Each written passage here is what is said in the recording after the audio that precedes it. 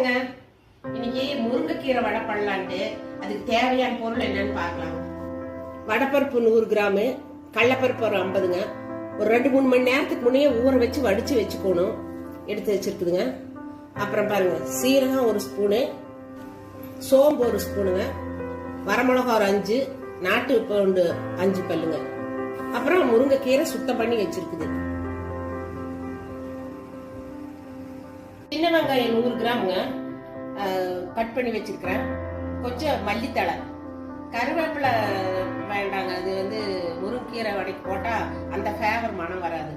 மல்லித்தழை மட்டும் கொஞ்சம் சேர்த்திக்கலாம். இப்போ சின்ன வெங்காயம், பெரிய வெங்காயம் எது வேணா போடலாம், இந்த அளவு போட்டா போதுங்க. பாருங்க, அரைச்சாச்சுங்க, அரைச்சி வச்சாச்சு. இப்போ முருங்கீரையும் வெங்காயத்தையும் போட்டு மிக்ஸ் பண்ணிக்கலாம். உப்பு போட்டு அரைச்சாச்சு. முருங்கீரை கொஞ்சம் பொடி பொடியா நறுக்கிக்குங்க.